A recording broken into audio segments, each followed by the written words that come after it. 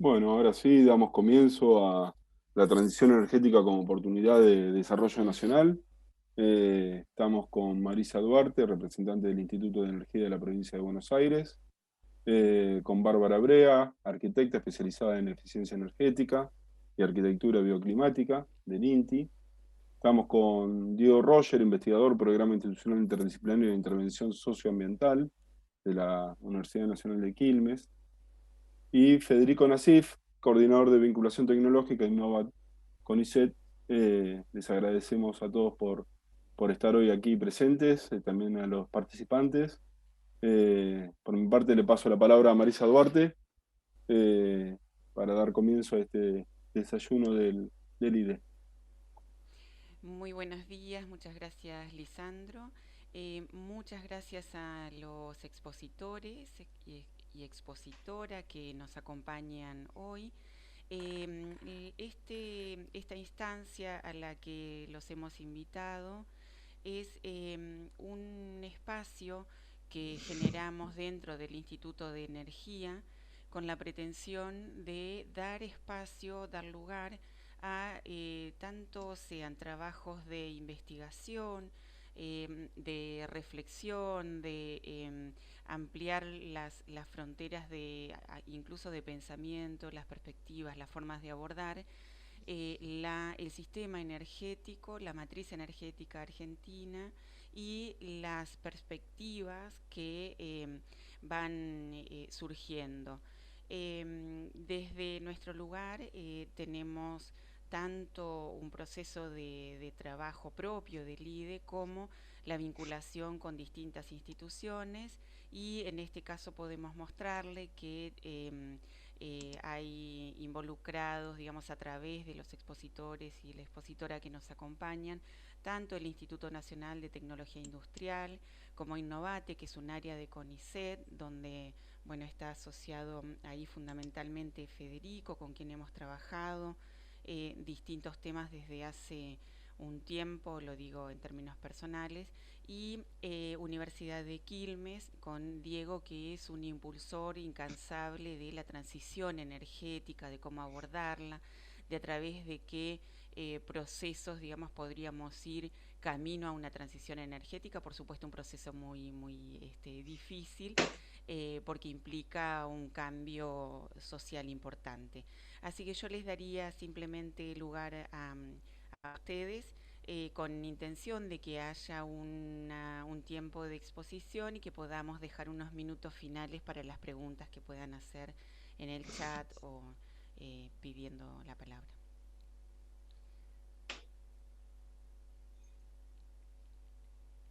No sé quién comienza. Hola, muchas gracias por la invitación, gracias Marisa, gracias Lisandro. Les voy a compartir pantalla para acompañar un poquito eh, la charla, para hacerla más amena.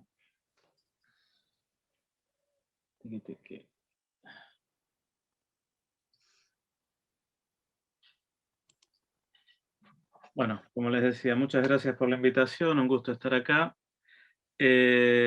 Y bueno, ya que el título es Transición Energética como Oportunidad de Desarrollo Nacional, me pareció oportuno, y estuvimos hablando un poco con Fede y con Bárbara, empezar por lo básico, ¿no?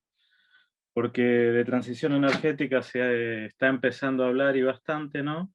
Entonces, creo que es importante verter algunos conceptos básicos que en general no se abordan, digamos, en el día a día y que permiten por ahí ordenar un poquito la discusión de todas las temáticas que abarca.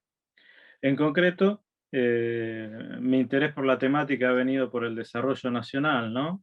Y por la relación entre energía y desarrollo, ¿no? Y lo que caracteriza a esta relación, si se quiere, entre el país desde largo plazo, ¿no? Desde hace varias décadas, en particular desde la última dictadura, es un proceso continuo de desindustrialización en relación a la energía, eh, donde la problemática, si se quiere, estructural o macro, más ligada al país, a esta dinámica, tiene que ver con la dolarización de la energía lo cual afecta directamente a la competitividad del país, ¿no? Porque, digamos, tiene costos anclados a una dinámica externa del país. Y a su vez, digamos, asociado a una dinámica de importación de equipos que impide que se desarrolle la industria nacional, lo cual permitiría especificar la energía a partir de hacerlo con tecnología nacional, ¿no? Al respecto de esto, ¿no? Si uno lo piensa en la dinámica generada de energía de desarrollo, vemos que no ha habido dos caminos iguales de todos los países que se han desarrollado, pero que todos los desarrollados son industriales, ¿no? Y fundamentalmente tienen capacidades importantes en relación al sector energético. Estilizadamente, digamos, como para redondear esta cuestión, también podemos decir que la dependencia en el campo de la energía ha sido el obstáculo para el desarrollo del país y que, si se quiere, el centro de esta problemática es en relación al sector de bienes de capital, pero no por la inexistencia de bienes de capital para generar o producir energía, sino en relación a un problema de financiamiento y de política pública que no utiliza las capacidades nacionales que hay para generar, producir y distribuir energía, y en cambio, digamos, recurre a financiamientos externos para expandir estas capacidades, con el consiguiente retraso relativo de la industria nacional energética, industrial energética, ¿no?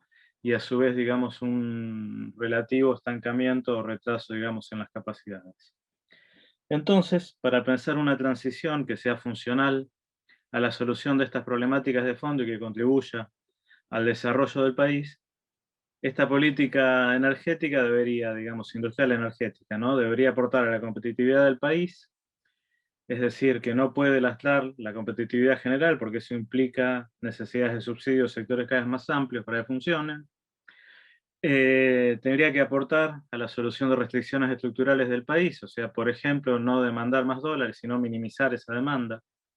Estar alineado con capacidades tecnológicas y políticas de desarrollo del país, o sea, partir de todo lo que sabemos hacer e ir hacia lo que queremos poder hacer, generar derrames positivos en la economía y el territorio, y aportar alineamientos de políticas de desarrollo de nación y provincia. Por ejemplo, digamos, una política que sea más desconcentradora respecto de cómo tenemos distribuida el empleo, las industrias y la población en general en el país, con una gran macrocefalia del AMBA, digamos, y grandes zonas del país con muy poca población, y a su vez un desarrollo desigual en lo que hace infraestructuras, oportunidades y demás. Entonces, algunas cuestiones generales, digamos, para empezar y recorrer las temáticas estas más generales en relación a la transición. Primero, la energía, digamos, desde el punto de vista de la evolución humana no cuesta dinero, cuesta energía y esfuerzo tecnológico. Es por eso que analizar el problema en términos de precios conduce a errores estratégicos, ¿no? Errores estratégicos en términos de desarrollo. Por otro lado, energía y tecnología están profundamente entrelazadas y han evolucionado a lo largo de la historia humana en función de leyes físicas que dominan la energía y el proceso de cambio tecnológico, que es el que le da dinámica al capitalismo, ¿no? Estamos hablando más recientemente, en los siglos más recientes, ¿no?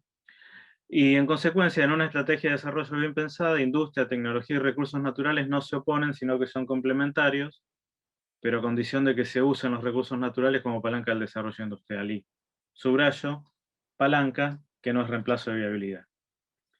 Entonces, bueno, los primeros hechos básicos. Este gráfico que me gusta mucho y que es muy ilustrativo. Lo que están viendo ahí es, a partir de 1800, en la línea, lo que están viendo es el Producto Bruto Mundial, y en distintos colores son los consumos de energía. Como pueden ver, digamos, la curva del Producto Bruto Mundial sigue prácticamente la misma pendiente que el consumo de energía.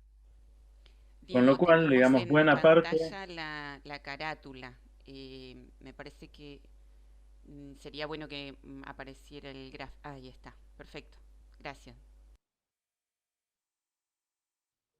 Como les decía, el crecimiento, digamos, pega, digamos, un salto, una expansión muy grande, lo que se llamó el take-off con la revolución industrial, ¿no? A partir de la introducción de los combustibles fósiles en la economía, básicamente. ¿Qué explica, qué muestra esto? Bueno, básicamente que lo que nuestra civilización atribuye en general a la tecnología digamos, el gran crecimiento, expansión del bienestar y demás, tiene mucho que ver con la energía, en el sentido de que la tecnología ha sido una mediadora para liberar toda la productividad que hubiera en hidrocarburos y en combustibles fósiles en general, ¿no? Y transferirlo a la sociedad, vía transporte, vía productividad de maquinarias y demás. Esta enorme productividad que ha permitido liberarse por medio de la tecnología es lo que explica en buena medida el bienestar y, digamos, y la gran expansión que aconteció a partir de la primera revolución industrial, que para ser precisos, digamos, es la primera transición energética grande que nos saca de las energías renovables, de la biomasa y de la fuerza derivada del hombre y de los animales, ¿no? Y los distintos colores que pueden ver ahí son la aparición de distintas fuentes energéticas, donde la biomasa es la inicial y las energías renovables que movían, por ejemplo, molinos hidráulicos o de viento para moler harina, ¿no? Y después empieza a aparecer el petróleo, gas y demás. Y también lo que se puede ver acá, que hay periodos relativamente largos de décadas en los cuales tiene preponderancia una fuente de energía y después va apareciendo otra. Esto se debe básicamente que para aprovechar nuevas fuentes energéticas hace falta un periodo de maduración de tecnologías y a su vez también de desarrollo de infraestructuras que permitan prospectar, extraer, procesar, llevar a los puntos de uso y utilizar. Por ejemplo, no es el mismo el paquete tecnológico que tenemos para el ferrocarril, que requiere vías, digamos, y mecanismos para mover el carbón y demás, que el que se requiere para el petróleo, ¿no? Que puede ser utilizado en automóviles y por lo tanto requiere rutas, no vías, ¿no? Entonces, este elemento es fundamental.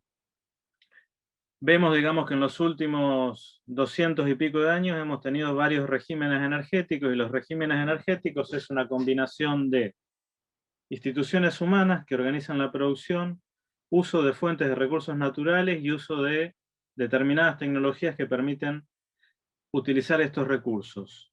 Toda la combinatoria de esto da una forma de leer o de ver la sociedad que permite explicar ciertos cambios de largo aliento que acontecen en oleadas muy largas y que han ido transformando la sociedad y que en buena medida coinciden en algún punto con la aparición de nuevos países desarrollados, porque han identificado transiciones o bien, digamos, revoluciones tecnológicas o bien en la energía y han desarrollado las capacidades tecnológicas para explotar esto. Inglaterra es lo paradigmático, pero también tienen Estados Unidos, Japón o Alemania, y van a ver que cada uno de estos países encuentran grandes campeones de los bienes de capital en relación a la explotación de la energía. Llámese General Electric, llámese Siemens, llámese Mitsubishi, ¿no?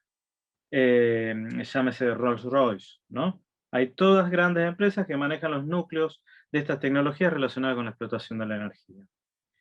El otro elemento, el físico, tiene que ver con lo que se llama la tasa de retorno energético, y es la cantidad de energía liberada o neta que deja una fuente energética para la reproducción de la sociedad por fuera de las necesidades para producir energía. Yo para producir energía gasto energía, ¿no? En la medida que se empezaron a explotar combustibles fósiles, la cantidad libre del recurso, la parte de arriba del barrilito este que tienen a la derecha, se incrementó de manera notable. Con lo cual, la sociedad pudo empezar a subsidiar bienes que eran escasos porque se ocupaba mucha gente para producir energía o actividades que requerían que otros trabajasen para poder sostenerla. Todo lo que llamamos actividades típicamente culturales, la expansión de la educación en masa, el acceso a la salud en masa, ha sido posible sobre la vía de este subsidio energético que han tenido los combustibles fósiles. En el gráfico de la izquierda van a ver, digamos, que el petróleo y el gas a principios de 1930 tenían una tasa de retorno energético de 99. La tasa de retorno energético se calcula dividiendo la cantidad de energía que tiene, digamos, un barril de petróleo, ¿no? Pongamos que tiene 100 unidades. Si yo gasto 10 unidades para producir ese barril de petróleo, la relación es 10:1, ¿no? Entonces la tasa de retorno energético es de 10. Bueno, ven, el petróleo tenía 99 a principios del siglo pasado. Y hoy día, si nos vamos corriendo hacia la derecha, encontramos, digamos, que el petróleo y el gas en 2005, por ejemplo, tenían un máximo de 18, y que el shale oil solo tiene una tasa de retorno energético de 5. Con lo cual, es preciso expandir brutalmente la cantidad de producción de energía para mantenerse solo en el mismo estado estacionario en términos de civilizatorios, ¿no? Y de consumos de bienes suntuarios, y a su vez también en términos de complejidad cultural social. Lo que vemos en el movimiento opuesto también es que las renovables, por ejemplo, que hoy la eólica está en 18, están en el movimiento contrario, porque están en un proceso inverso. Los recursos fósiles, como han alcanzado, digamos, los picos, si se quiere, geológicos, sobre todo en hidrocarburos, están en un proceso de rendimientos decrecientes. Típico como lo propone la economía, ¿no? Por cada unidad marginal que yo voy agregando de capital, me va rindiendo cada vez menos. Por cada unidad de energía marginal que voy agregando, me va dejando cada vez menos libre. En tanto que las renovables van al revés, porque en eólica, por ejemplo, si yo duplico el diámetro de rotor de un molino, cuadruplico la generación de energía de ese aero, ¿no? Entonces, estamos en un proceso doble, de caída de esta tasa de retorno energético, lo cual implica serias limitaciones a la reproducción en el estado actual de la sociedad, porque dependemos brutalmente de los fósiles en un 90% aproximadamente, como sociedad global, ¿no? Y Argentina también, y a su vez en un proceso de despegue o de escalamiento del desarrollo de las energías renovables. ¿Qué impactos tiene, digamos, esta tasa de retorno energético en la selección de una matriz energética y en la competitividad de un país? Bueno, en el gráfico de la derecha intento explicarlo sencillamente. Imaginemos que para producir un bien industrial precisamos 100 unidades de energía, el primer rectangulito azul de abajo hacia arriba, ¿no? Y que dos sociedades tienen dos mix energéticos distintos, ¿no? Una tiene petróleo convencional, la de la izquierda, y la de la derecha tiene petróleo no convencional. Y ese petróleo convencional tiene una tasa de retorno energético de 25, en tanto que el no convencional tiene de 5. Si dejamos todo lo demás constante, ceteris paribus, el famoso criterio de la economía, ¿no? Para hacer análisis, la economía, para producir ese bien, o sea, para que le queden 100 unidades de energía libre para producir el bien industrial, tiene que producir 104 unidades de energía. 100 para producir el bien, 4 para producir energía. En tanto que la B, la de la derecha, tiene que producir 125, porque tiene una tasa de retorno energético menor. Entonces, los 100 para el bien industrial y 25 para producir energía. Lo que están viendo ahí es una diferencia de competitividad, específicamente. El país A es más competitivo que el B, porque si dejamos todo lo demás constante, la sola selección del recurso energético hace que la sociedad A tenga que trabajar menos que la B para producir el mismo bien. Y esto es un derivado de la fuente energética y es algo que yo le llamo, digamos, las rentas termodinámicas, en el sentido de que los países que tienen, digamos, fuentes con recursos, digamos, con tasas de retorno energético más altas, se pueden apropiar de rendimientos termodinámicos más altos. ¿Por qué termodinámico? Y bueno, porque es el rendimiento entre la energía que gasto y la que me queda liberada, ¿no? Y eso se traduce en diferenciales de productividad. No es un concepto abstracto esto, digamos, esto es la diferencia entre Estados Unidos y Arabia Saudita, básicamente. Estados Unidos, el país mayor productor de petróleo de la historia, a diferencia de Arabia Saudita, ha usado la energía del petróleo para mover su economía industrial, con resultados consiguientes enormes de productividad, producción de bienes y demás. En cambio, Arabia Saudita exporta el petróleo. Por ende, la productividad que está en esos barriles de petróleo que exporta se realiza en otras economías industriales.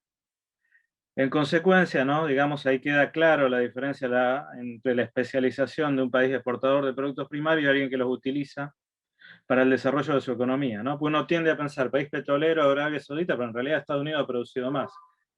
Y es uno de los mayores productores de carbón y es uno de los países que más ha tenido energía hidroeléctrica. Además, es un país con enormes recursos energéticos que los ha utilizado para mover una economía e inducir productividad en su país. En cambio, países que lo han exportado no han tenido ese resultado de expansión y producción, ¿no? Y si ven también los primeros países en industrializarse, ¿no? Gran Bretaña, Alemania, han estado asociados a grandes recursos carboníferos. Y lo que ven a la izquierda es un indicador relacionado con la tasa de retorno energético, de qué tasas de retorno energético se precisan para reproducir la sociedad. El mínimo para reproducir la sociedad tal como está en petróleo es 14. Con tasas de retorno energéticos menores empieza a haber, digamos, procesos en los cuales, digamos, no se pueden sostener determinadas actividades sociales. Si bien, digamos, no hay ninguna sociedad pura que se sostenga únicamente en el petróleo, pueden entender, digamos, la complejidad de esto en el sentido de que esto no aparece en fenómeno precio, porque el fenómeno precio no lo refleja y no tiene nada que ver, porque es básicamente el rendimiento físico de la energía, digamos, y la aparición, digamos, de este fenómeno, digamos, cuando se empiezan a cazar los cenits en términos de tasa de retorno energético, son más complejos y tienen otros tipos de encadenamiento que pueden ser, digamos, como inflación y demás. No es casualidad en un punto que en el pic del petróleo convencional en Estados Unidos coincidió con la crisis del petróleo y la época inflacionaria y el estancamiento productivo de Estados Unidos, y está un poco correlacionado con esto. Bueno, el último elemento, y me va quedando poquito tiempo, es el tema de las revoluciones tecnológicas, el cambio tecnológico. Como yo les decía ahí abajo, la primera revolución industrial fue la primera transición energética de las energías renovables y la biomasa y la fuerza motriz humana y animal al carbón, ¿no? Y después hemos tenido distintas revoluciones tecnológicas que se explican básicamente en grandes oleadas que tiene el capitalismo de 50 años asociado a la aparición, difusión, madurez y estancamiento de un conjunto de tecnologías que renuevan los mercados. Esto es lo que explica las grandes oleadas de capitalismo que se han visto ya desde los tiempos de Marx o antes, ¿no? Y que se han trabajado por muchos autores de la economía, pero que también están correlacionadas con la energía. Hemos tenido, digamos, grandes oleadas de desarrollo asociadas a la energía, la primera con el carbón, a fines del 19 con la aparición del petróleo y la electricidad, donde apareció el primer carrier o portador de energía, que uno habitualmente lo llama energía eléctrica, pero es un portador de energía, ¿no? Es un medio por el cual se transmite energía que fue generada por otros medios. Que, digamos, implicó una gran oleada de desarrollo, ¿no? Que culminó, digamos, con la Edad de Oro, donde se llegó al pic petrolero en un punto y se empezaron a gestar las nuevas tecnologías que están emergiendo hoy renovables, ¿no? Ahí se creó, por ejemplo, el Departamento de Energía de Estados Unidos, que ha puesto ingentes cantidades de dinero para el desarrollo de diversas fuentes energéticas. Ahí hubo un interés creciente o un recupero de la energía nuclear, desarrollo de la eólica, fotovoltaica, etcétera, etcétera, ¿no? Lo que hoy día estamos llamando la transición energética se relaciona con una de estas oleadas y es una nueva transición doble, tal como la que aconteció a fines del 19 y principio del 20. Es una transición, por un lado, en lo que hace a generación hacia las renovables, pero por otro lado, una segunda revolución de la electricidad que va a duplicar o triplicar el uso de electricidad y va a explicar la aparición de nuevos portadores de energías como el tan mentado hidrógeno, no solo el hidrógeno, sino algunos otros combustibles sintéticos. Justamente el interés en el litio tiene que ver, digamos, que permite almacenar electricidad para utilizar en autos, ¿no? Lo cual permite reemplazar petróleo o gas, justamente, del transporte, uno de los principales consumidores de energía. Quisiera, bueno, redondear, digamos, mi parte con esto y poner algunas preguntitas, algunos interrogantes. Después vamos a hablar por ahí un poquito más de Argentina. Fede va a bajar algunos temas. Pero ante lo que estamos, en términos de perspectiva histórica, es algo que no ha tenido parangón en un siglo aproximadamente, que implica una oportunidad enorme porque se va a transformar toda la estructura productiva, social, de organización de un pilón de procesos y a su vez de organización incluso de formas de vida, y que implica una oportunidad enorme en términos de captura de empleo y desarrollo porque va a abrir nuevos sectores industriales. Justamente la transición energética, donde están los empleos calificados interesantes en el sector industrial, no en la generación, en la operación de esas plantas. Y los países que puedan capturar eso, digamos, alineando el desarrollo de la transición en lo que es la energía y los portadores de energía, con el desarrollo de las tecnologías para producir, gestionar y transportar esa fuente energética, son los países que van a ver transformada su estructura productiva. Argentina precisa a gritos empleo industrial para incluir a los millones de compatriotas, digamos, que tienen empleos de mala calidad o directamente no tienen, porque la ecuación para desarrollarnos por recursos naturales no da. En ese sentido, entonces, la respuesta que demos al desafío y a la oportunidad que hay respecto a esta transición puede ser decisiva para transformarnos en un país desarrollado como se transformaron otros países en la revolución anterior, básicamente. Recuerden, para cerrarlo, digamos que Lenin decía que el socialismo era electricidad y acero, ¿no?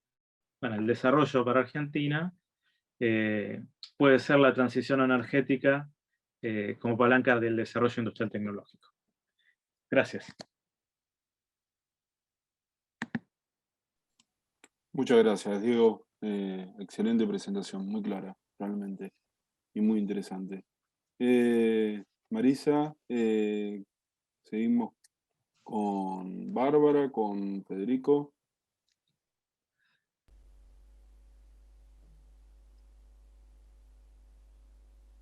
Bárbara. Bueno, sí, sí. Bárbara.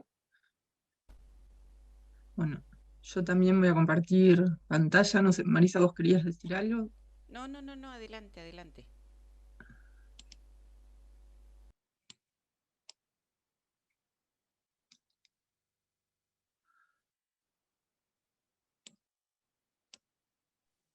Bueno, yo voy a dar un pantallazo también cortito, somero, de dónde estamos parados, ¿no? Porque hablando de transición energética, pero ¿desde dónde? Entonces voy a dar un pantallazo de lo que es la situación en Argentina.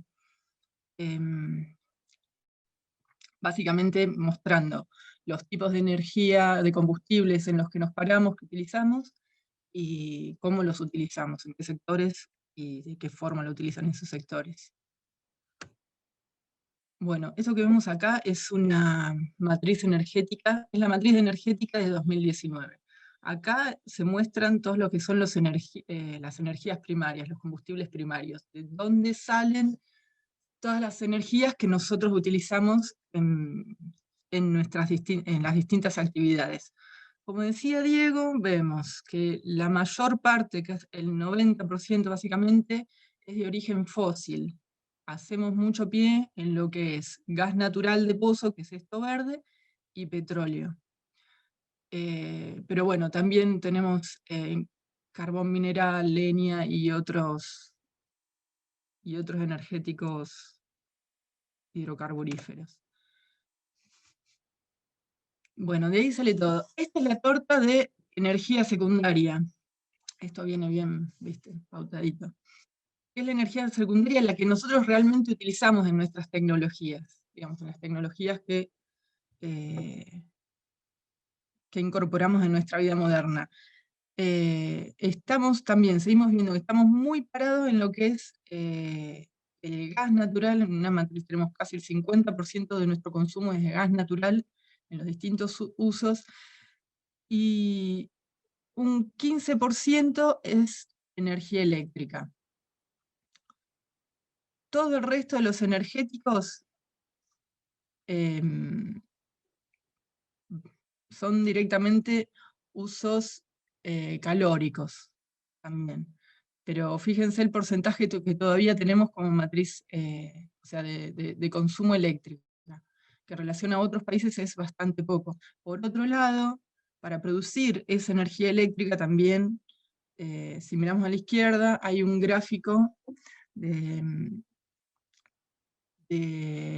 balances de transformación, digamos, de lo que es energía primaria a secundaria. Los dos primeros es un balance de transformación, de centrales de transformación para energía eléctrica. Vemos que del combustible total que se usa, la mitad de eso básicamente se pierde, son pérdidas, porque todavía tenemos muchas tecnologías muy ineficientes. Y son también tecnologías, mayormente son turbinas a gas, que digamos, tienen un COP bastante ineficiente todavía.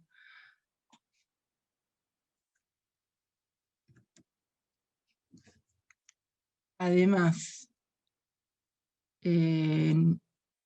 bueno, esa ineficiencia de nuestra matriz energética y el origen de esos combustibles, además está causando que el sector de la energía sea el mayor responsable de las emisiones de dióxido de carbono o de gases de efecto invernadero que produce la energía. La Argentina, perdón, si bien no estamos entre los países que más responsabilidades tienen con respecto a la emisión de gases a nivel mundial, mucho menos, digamos, aunque todavía tenemos en ese sentido una tasa bastante baja. El sector energético, nuestro sector energético, es el mayor responsable de nuestras emisiones.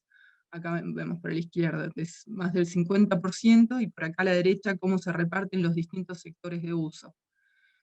Ahí nos fijamos que, por ejemplo, el residencial y el industrial tienen más o menos el mismo porcentaje de participación en la generación de gases de efecto invernadero, e incluso el transporte.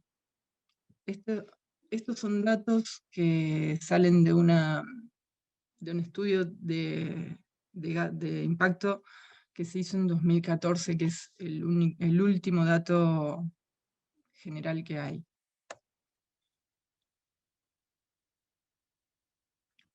Después, para acá, esta que vemos a la derecha, y es la que les muestro antes de meterme en el cómo, es una torta en la que se ve cómo se reparten los consumos. Es de 2019, pero se mantiene más o menos invariante en los últimos años.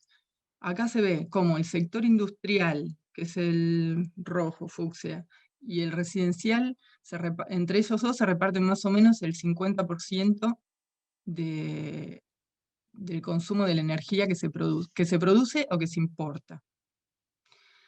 Y después un porcentaje más alto se lo lleva el sector transporte. Entre esos tres sectores, digamos, son los que vamos a ver más o menos cómo están conformados y dónde es que se utiliza esta energía que nos cuesta tanto.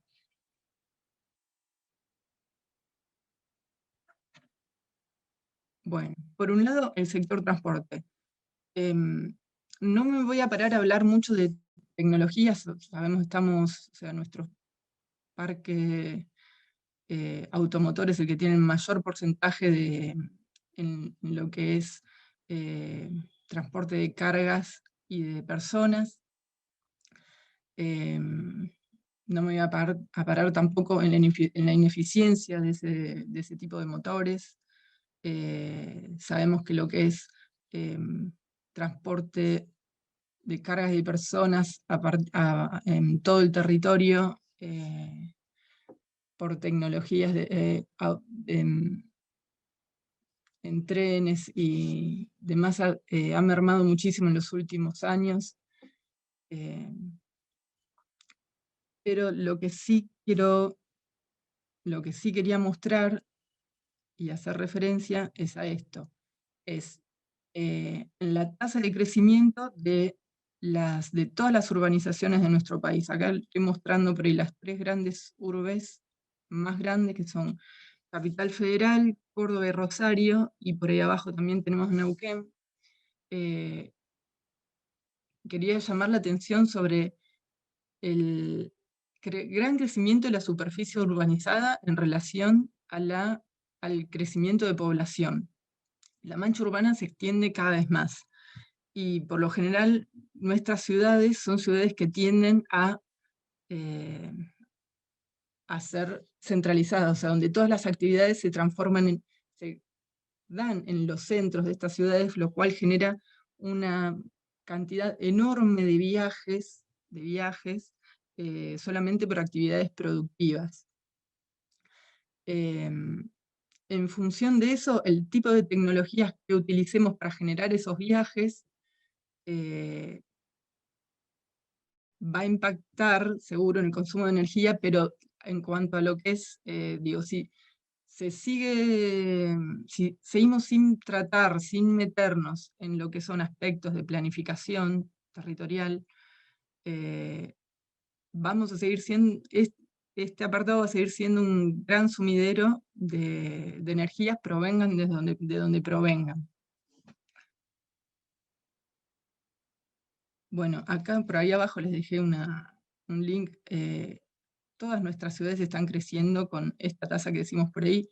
Hay un estudio donde se ve que la superficie urbana ha crecido el 77% versus el de la población. Casi el doble de lo que ha crecido la población.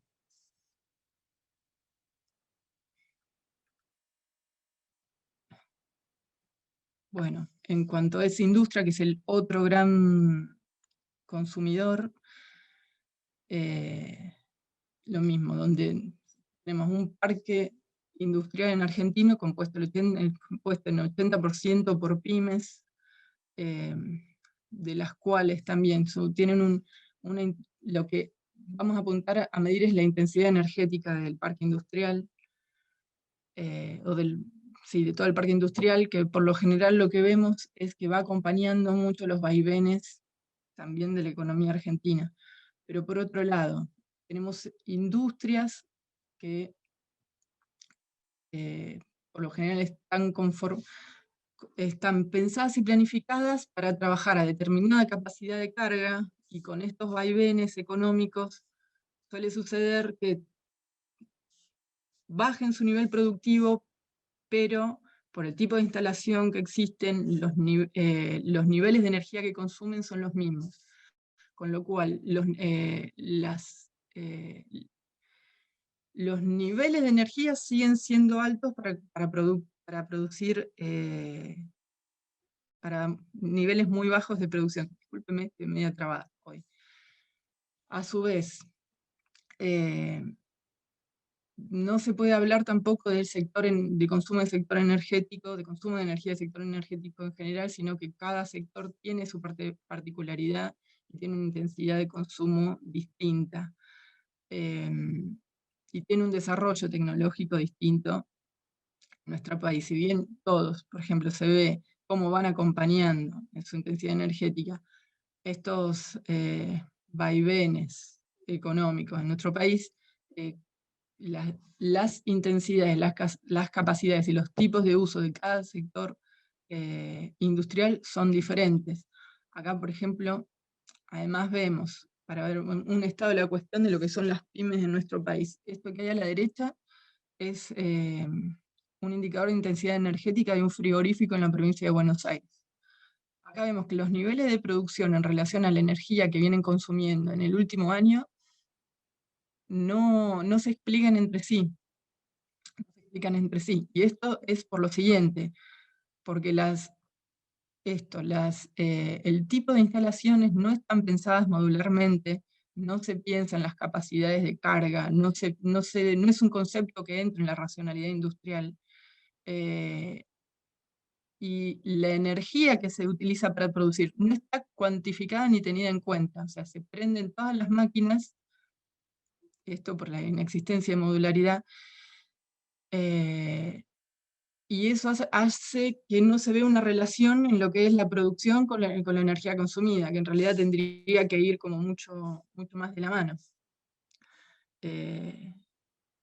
Y es al revés, o sea, se consume quizá más energía cuanto menos en relación, se consume más energía cuanto menos producción hay. Bueno, después, nada, por ahí hacer mucho hincapié en esto, que cada sector industrial tiene su particularidad, que hay que estudiar bien, cada sector, cada tamaño de industria, además, opera de forma muy diferente debido a la capacidad que tienen para acceder a tecnología. Pero el tema energía, digamos, no está jugando como variable de peso en lo que es las cuentas finales. Y por último, el sector residencial.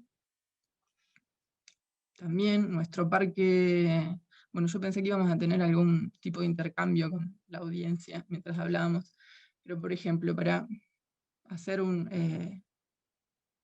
mostrar un escenario.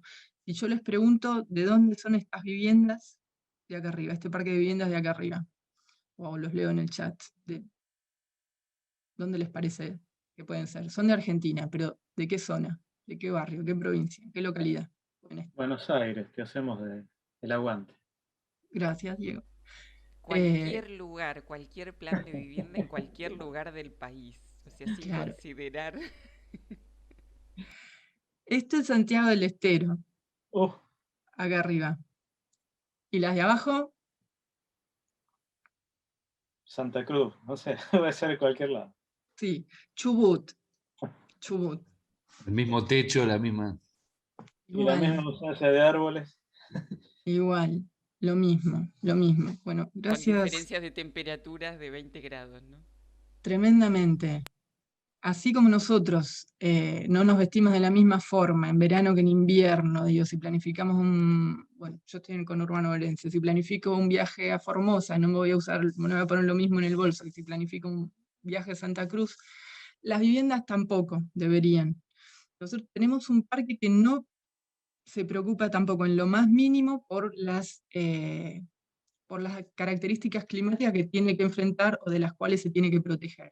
Digamos, se piensa que se enchufa a algún lado que tampoco se sabe a dónde va a ser, porque es otra cosa que no se piensa, y está muy relacionado con la expansión de la mancha urbana, esto también.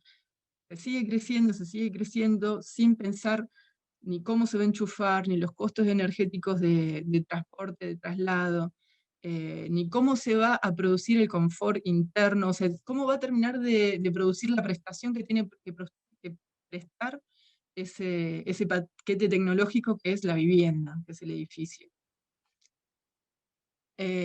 Quizá desde el punto de vista de energía lo que está más, o lo que civiliza más, son las distorsiones que producen estas cosas, que son, bueno, tanto en los consumos, en las curvas de cargas de electricidad diaria, con picos de potencia hacia la noche, que es cuando todo el mundo vuelve de trabajar y prende todo en su casa, que eso por ahí también está más reflejado y tiene más que ver con cuestiones de equipos tecnológicos, digamos, de electrodomésticos y demás, pero también en lo que es la curva de carga anual en cuanto al consumo de gas. Entonces, bueno, eso no lo mostré, pero muchos de estos picos de gas de por acá los tenemos que importar, no los producimos, y los importamos en dólares, además. Entonces, bueno, desde la perspectiva energética se critican esas cosas, pero no se opera. Otra parte en la que quiero llamar la atención también, que por ahí desde se ven algunos ámbitos nada más que estudian problemáticas energéticas, es lo que está asociada a la salud, o a las amenazas a la salud que producen este tipo de construcciones, donde este tipo de construcciones, o bueno, digamos, no puse otras más complicadas, ¿verdad? Donde por un lado, o sea, como mínimo se producen patologías que afectan directamente, que son hongos, todos esos aspergillus y demás, que afectan directamente a la salud pulmonar, a lo que tiene que ver al sistema de respiración de las personas. Digo, muchas veces también encontramos que no hay ni siquiera, no hablo solamente de aislación, sino no hay adecuadas ventilaciones, no hay ventanas, hay espacios cerrados, se habitan digamos, espacios que deberían ser inadmisibles. Eso por un lado. Por el otro, quizás al no contar con tecnologías o el debido acceso a la energía para climatizar estas viviendas, que son aparatos tecnológicos que no funcionan en esos entornos, muchas veces se terminan con tecnologías ineficientes, peligrosas, vetustas, que pueden causar, digamos, y lo vemos en noticias a diario, causan desastres, digo, causan que se incendien viviendas, que se mueran por asfixia por dióxido de carbono y demás cuestiones. Digo, y por otro lado llamo, estas envolventes seguramente están hechas con un ladrillo del 18, en el mejor de los casos. Quizás es la misma envolvente que usa una casa, una supervivienda en un country. El tema es la posibilidad de acceso a la tecnología para terminar de hacer habitable esa vivienda. ¿Sí? Bueno, ¿y cómo se soluciona esto? La verdad, no necesitamos tecnologías muy desarrolladas, y acá sí que no necesitamos ni recurrir a importaciones ni nada, sino solamente una vuelta de rosca, trabajar con estrategias climáticas, bioclimáticas, o con estrategias pasivas para el diseño, y pensarlo un poco más en función del clima al que deben responder. de la función y del clima al que deben responder. Y según varios estudios que venimos viendo en INTI y en otras instituciones, utilizando ese tipo de estrategias, nosotros podríamos incidir en los usos que más impacto tienen, que son los de climatización. Esto acá a la izquierda está mostrando los resultados de una encuesta de gastos de hogares que se publicó el año pasado, donde bueno, el 2% es preiluminación, y esto es gracias a las tecnologías por LED. El 20%, este dato sorprendió, el 20% en cocción, por suerte, 21% en agua caliente sanitaria y casi el 50% en climatización. Este 3% es de aire acondicionado, no se contempló ventiladores, pero esto es solo aire acondicionado. Producción de frío y producción de calor. De este casi 50% de la energía que se utiliza en los hogares para climatizarse, si se utilizaran estrategias pasivas adecuadas, se podría ahorrar casi el 40%. Más, acá le habíamos sumado un porcentaje de ahorro por el uso de calentadores solares de agua, origen nacional, y eso nos da una cuenta que se podría ahorrar en un total del 30% del 25% que consume el sector residencial. Y nos evitaríamos cosas como estas, además. Bueno, esto es más o menos como para dar un panorama de dónde estamos, digamos, de dónde estamos como para arrancar. Y ahora le doy la palabra a Fede. Buenísimo, muchas gracias, Bárbara. Bueno, pasamos a Federico. Hola, ¿qué tal? Bueno, muchísimas gracias. Voy a proyectar. Buenísimo las dos exposiciones antes. Esta tratará de ser complementaria, o sea, Diego que expuso sobre todo la dimensión de cómo caracterizar los regímenes energéticos, ¿no? y esas transiciones que hubo y que está habiendo en este momento. Y él mencionó que esto impactaba no solamente al sector propiamente energético o industrial, sino toda la forma de vida. Y Bárbara recién, bueno, ponía el énfasis en la eficiencia energética, en la organización territorial que tanto sufrimos a veces en nuestra vida cotidiana. Yo voy a hablar de los recursos naturales, voy a sumar la dimensión de los recursos naturales y algo que tiene que ver con alguna pregunta que hubo en el chat, la relación de los recursos naturales desde el punto de vista de la soberanía. Alguien preguntó esto de la independencia o la dependencia económica o política, y la vinculación tecnológica. Esperen que voy a compartir pantalla. Aprovecho para hacer un comentario, Federico. Al final Sí. de las exposiciones vamos a hacer una ronda de preguntas y comentarios y interactuar con cada uno de los expositores. Así que yo les voy a habilitar el poder hablar a cada uno de ustedes. Era simplemente eso. Y si no, ¿Ahí se podemos ve? hacer las preguntas por el chat o por la sección de preguntas y respuestas. Sí, se ve. Ahora está iniciando el compartir, Federico. ¿Cómo estamos con el tiempo? Más o menos. Estamos bien, estamos bien. Llevamos 50 minutos. Medio demorado esto, ¿eh?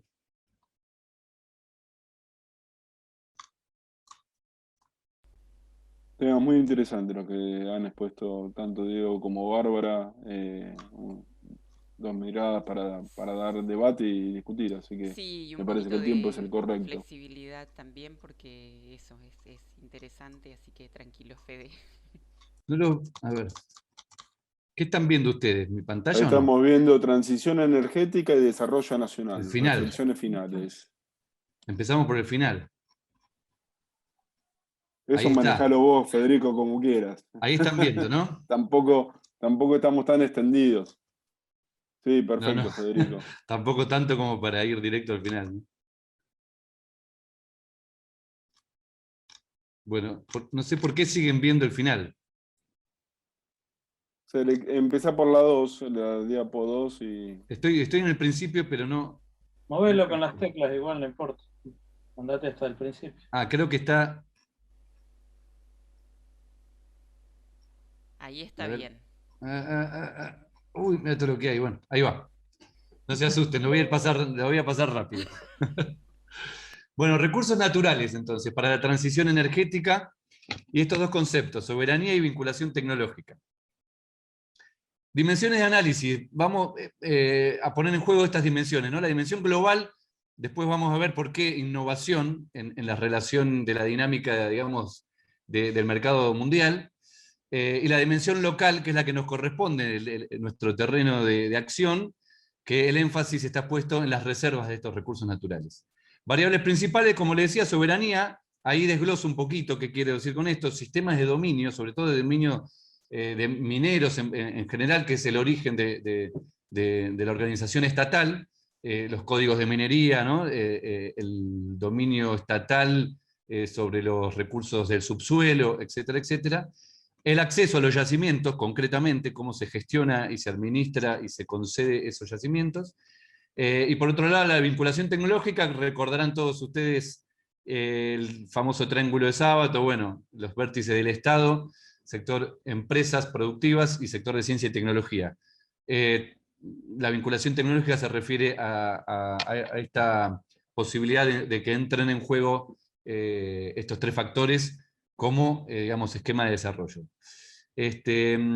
Pasando directamente a la temática de recursos naturales.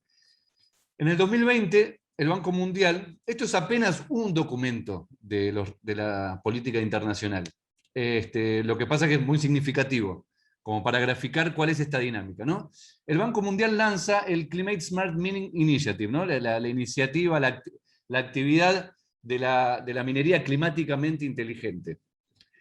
Con el objetivo de, cito textual, traducción propia, garantizar que los minerales para la transición de energía limpia sean producidos y suministrados de forma sostenible y responsable, al tiempo que permite que los países en desarrollo se beneficien de este cambio sísmico.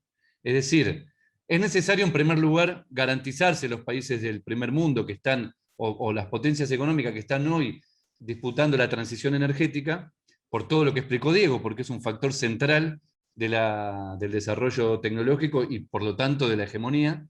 Hoy prácticamente en primer lugar China y Estados Unidos en disputa abierta, pero por supuesto también Alemania, Japón, Inglaterra, al tiempo que en segundo lugar, aclara la iniciativa, nos permitiera que los países en desarrollo, o sea, como la Argentina, puedan beneficiarse.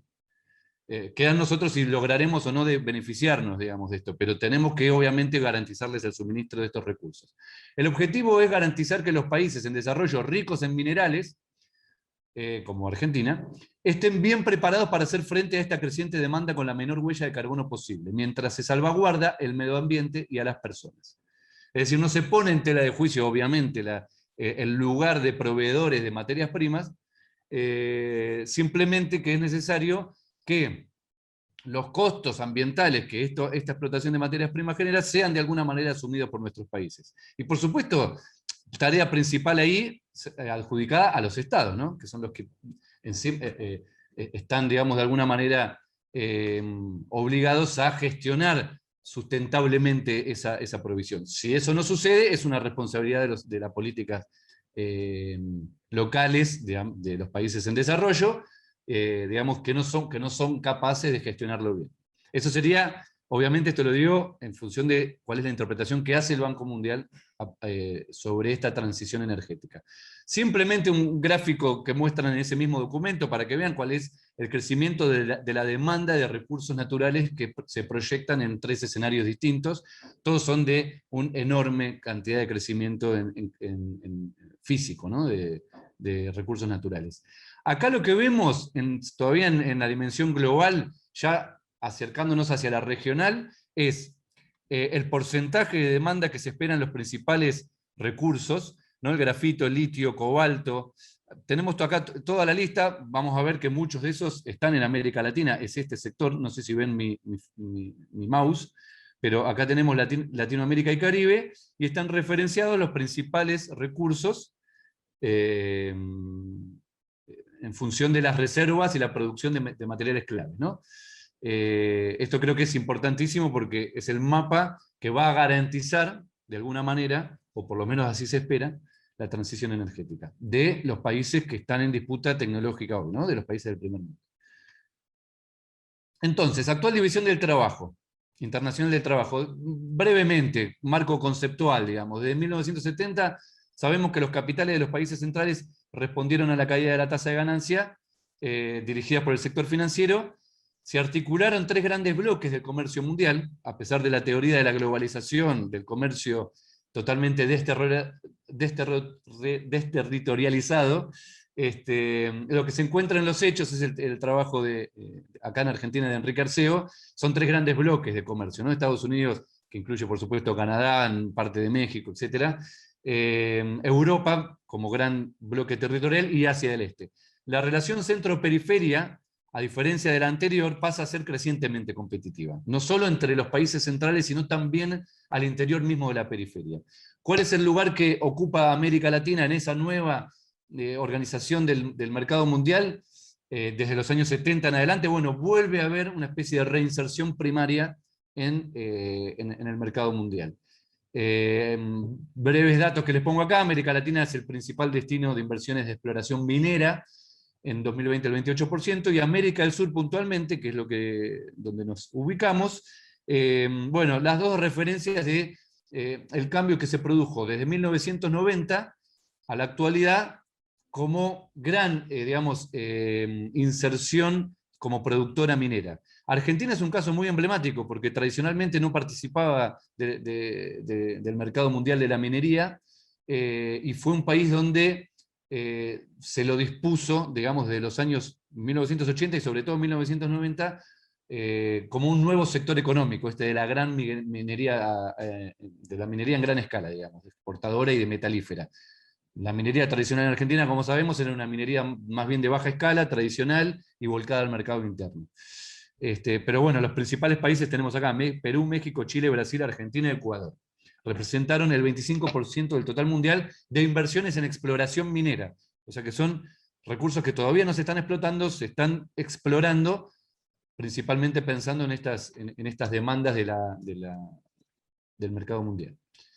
Entonces, pasemos a la variable de soberanía, ¿no? Las condiciones institucionales, normativas que requirieron el ingreso de América Latina a este nuevo escenario. Porque, insisto en esto para poner el énfasis en que esto no son simples relaciones de oferta y demanda como a veces se nos aparece. No es que crece la demanda y mecánicamente los países productores o dueños de recursos naturales se ofrecen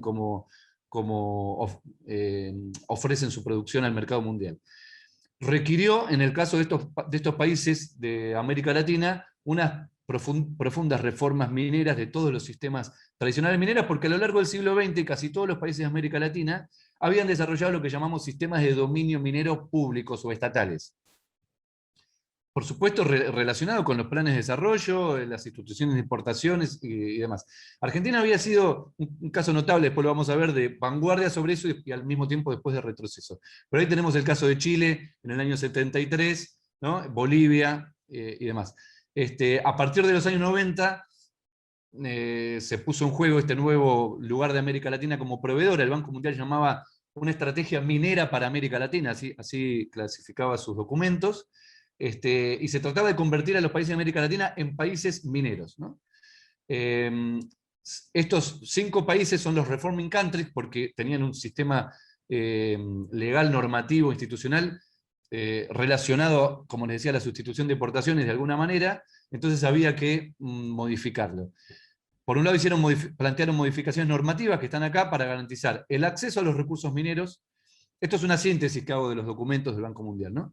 La propiedad sobre las concesiones, ahí aclaraban muy explícitamente que se trataba de convertir las concesiones mineras, que no dejan de ser contratos públicos, ¿no? Porque los recursos naturales mineros en toda América Latina, por herencia de la colonia, pertenecen al Estado, a los estados independientes, formalmente independientes, y se ceden a la producción privada en formas de concesiones mineras. Es una tradición de América Latina. Bueno, estos documentos aclaraban que era necesario, convertir esas concesiones, esos contratos, en lo más parecido posible a una propiedad privada, ¿no? La libre movilidad del capital, por supuesto, y la estabilidad de las inversiones, ¿no? Esto de la seguridad jurídica que tanto conocemos. Por otro lado, modificaciones institucionales para fortalecer y capacitar un sector público minero capaz de promover inversiones, administrar derechos, proporcionar información geológica, muy importante ese tercer punto, y esto de asegurar la sostenibilidad. A veces lo damos por sentados estos 4 puntos, pero lo que hay que considerar es que hasta ese momento las instituciones mineras, que en realidad no eran estrictamente mineras, eran geológicas y muchas veces relacionadas a la seguridad nacional, con grandes laboratorios públicos de investigación y análisis, había que convertir todo eso dispuesto para la inversión extranjera internacional. Eso es un proceso institucional fuerte, y había que al mismo tiempo proteger esa información geológica que los países ya habían producido. Argentina, quizás uno de los países de estos 5 seguramente que mayor producción de información tenía. Y asegurar la sostenibilidad es la dimensión ambiental. Esto es interesante porque se juega obviamente con la denominación de esa palabra. Sostenibilidad ambiental en realidad se reconfigura queriendo decir la sostenibilidad de los proyectos, conscientes de que los conflictos ambientales pueden ponerlos en riesgo. Entonces era necesario organizar institucionalmente el sector minero para que esos conflictos ambientales potenciales no impidieran, no interrumpieran el desarrollo del proyecto extractivo, que siempre son a largo plazo. Entonces, vamos a ver ahora el caso argentino, que es extremadamente claro, lamentablemente. Tenemos los mismos planes de reforma, pero destinados a la Argentina. Periodo previo, 1989-1992, esto es interesante porque es previo a las reformas normativas. También rompiendo con la idea de que nuestros países diseñan marcos normativos seguros y atrae las inversiones. La dinámica de causa-efecto, por decirlo de alguna manera, es inversa, porque tiene que ver con lo que explicaba Diego al principio. En realidad vienen esas inversiones en busca de recursos, sean energéticos o relacionados con sus propias transiciones energéticas, entre otros desarrollos industriales, y modifican la normativa y las instituciones a la medida de sus necesidades. Este fue el caso de los 4 principales proyectos mineros, que son estos: Minera Aguilar, Cerro Vanguardia, Bajo de la Lumbrera y Salar del Hombre Muerto. Este último, como por ahí ya se sabe más hoy en día, es el del litio, ¿no? Es el yacimiento que se explota hace 20 años, uno de los principales exportadores mundiales de litio, muy directamente relacionado a la transición energética. Recomendaciones del Banco Mundial, similares a las anteriores, pero ya directamente pensando en el análisis concreto sobre Argentina. Esto es bien interesante. En cada país las reformas se hacen según las condiciones históricas de cada país. En la Argentina pusieron en primer lugar la provincialización de los recursos naturales, en los informes del Banco Mundial. No así en Chile, no así en Bolivia, no así en Ecuador. Fue para Argentina como una condición para poder instalar este sistema de normativa minera al servicio de las empresas. El segundo punto es el servicio geológico minero. Esto quiere decir que la Argentina tenía un servicio geológico relativamente desarrollado, asociado sobre todo al sector de seguridad nacional y militar, y había que transformar eso en lo que les decía, al servicio de las inversiones estrictamente de la minería. Nuevo marco regulatorio, por supuesto, régimen de inversión nacional. Esto es interesante. El dominio de los recursos tenía que provincializarse, ¿no? Esto se refiere a los controles, a la forma de las concesiones, pero el régimen de inversiones, o sea, los beneficios fiscales para las empresas, tiene que estar garantizado a nivel nacional, ¿no? Hay un unitarismo para las empresas y un federalismo para los controles, ¿no? Es interesante para analizar los debates también de la organización territorial. Y, en último lugar, proponían la necesidad de promover asociaciones público-privadas desde el Banco Mundial para el sector minero. Decían, quizás esta sea una de las razones por la cual Argentina no haya desarrollado su exportación de megaminería. La falta de empresas locales, públicas, que se asocien en minoría, siempre en una muy pequeña minoría, a las inversiones, porque eso garantiza de alguna manera estabilidad política, ambiental, social al proyecto.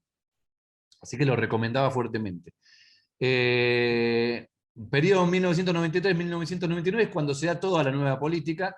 No nos vamos a detener en esto, simplemente quiero que vean que hay un correlato muy, muy directo con estos informes del Banco Mundial, que es lo que se llamó, ahí están las siglas, PASMA, Proyecto de Asistencia al Sector Minero de Argentina.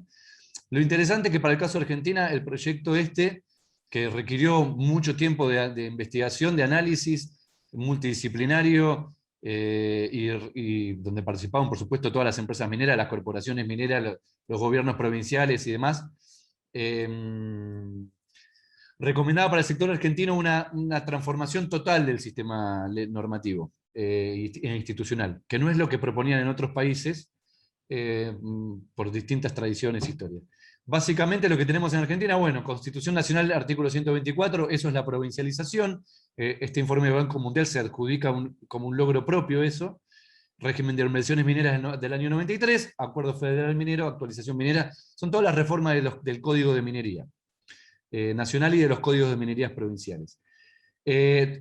Abajo en el proyecto PASMA, además se agrega el Tratado de Integración Minera con Chile, que es directamente una cesión de frontera a lo largo de la cordillera como territorio autónomo para las inversiones mineras.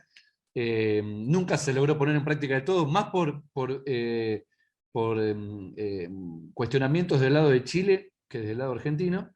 Y un sistema ambiental minero, en último lugar, eso es interesantísimo. Es un sector productivo que diseñó un sistema ambiental propio, es decir, se subordina toda fiscalización ambiental a las propias secretarías de minería. Eso no sucede con el resto de los sectores industriales. Pero como siempre supieron que era un sector excesivamente sensible, bueno, el sector minero no tiene que pasar por el Ministerio de Medio Ambiente, por decirlo de alguna manera. Hace sus propias evaluaciones. Que consisten prácticamente ni siquiera en evaluaciones, se llaman declaraciones de impacto ambiental en la legislación argentina. Simplemente es una declaración unilateral sin ningún tipo de posibilidad de intervención ni de fiscalización. Entonces acá tenemos directamente lo que es la normativa minera en Argentina hoy.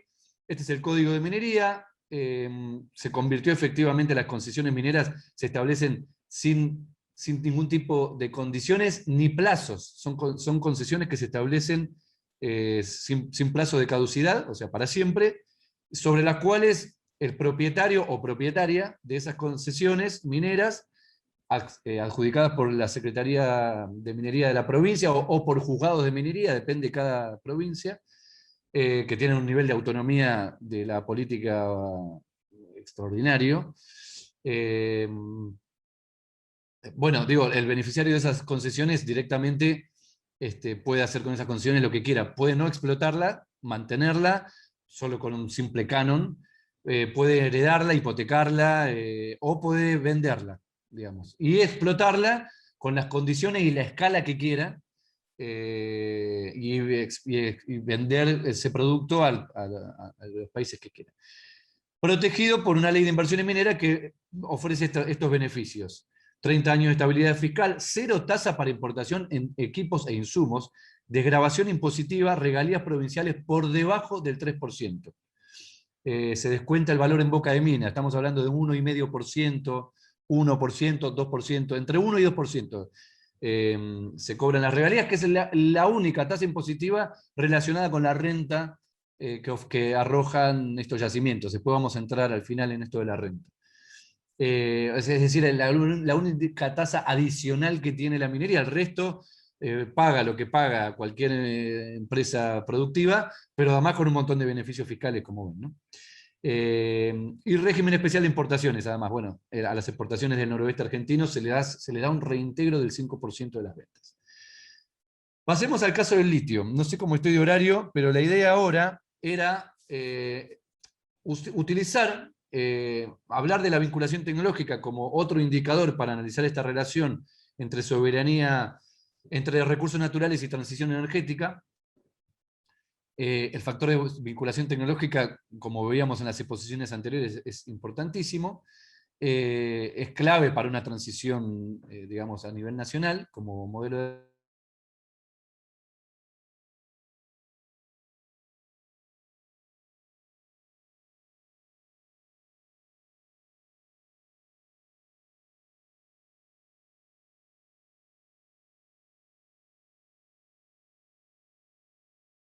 y la importancia que tenían, al menos en el sector de ciencia y tecnología nacional, ¿no? Muy vinculado al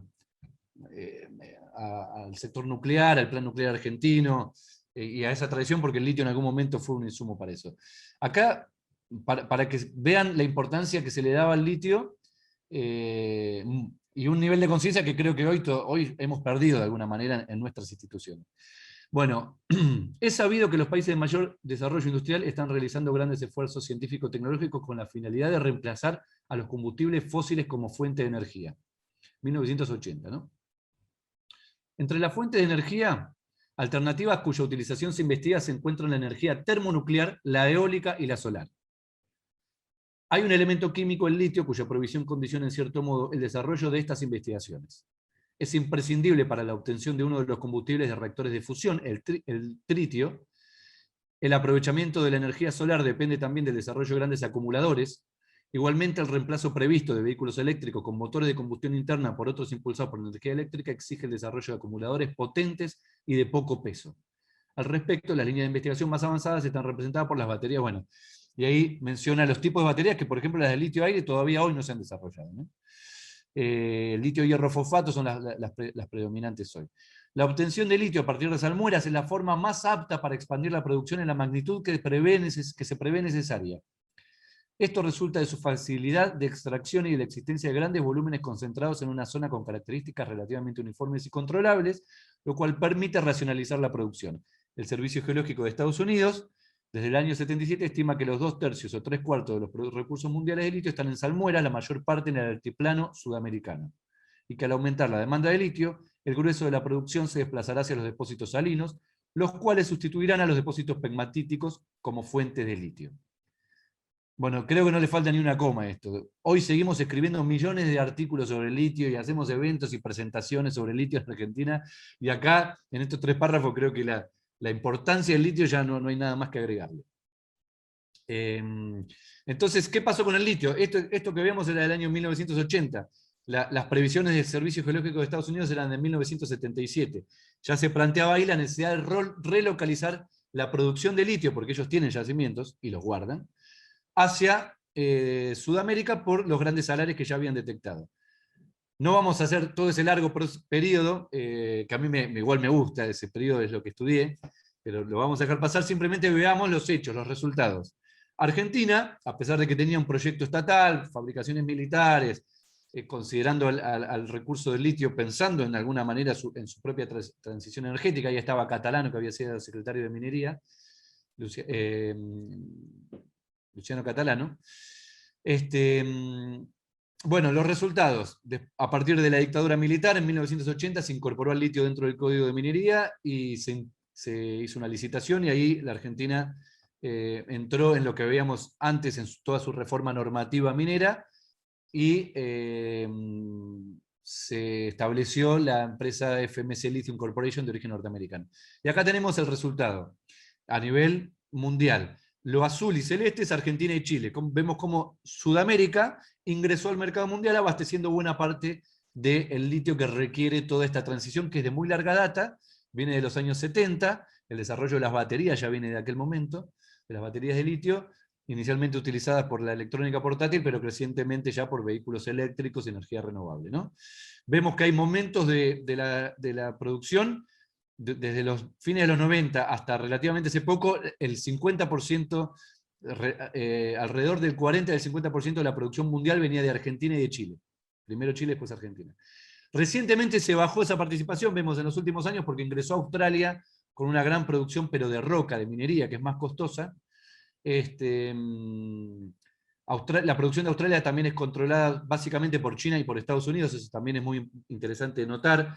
El mercado mundial hoy, las propiedades de las empresas que producen y comercializan son fundamentalmente de Estados Unidos y de China. Los yacimientos están en estos países que se ven ahí, y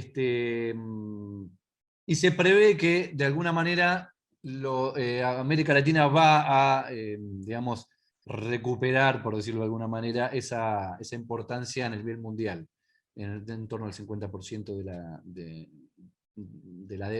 para abastecer la creciente demanda. Acá tenemos, la creciente demanda es la que se ve en este gráfico, estimada a futuro, principalmente para lo que vemos acá, movilidad eléctrica, electrónica y almacenamiento energético, y por supuesto otras aplicaciones industriales que no son menores a la hora de pensar en una industrialización nacional, pero en términos de mercado mundial principalmente va a ser baterías para vehículos eléctricos y para aplicaciones estacionarias.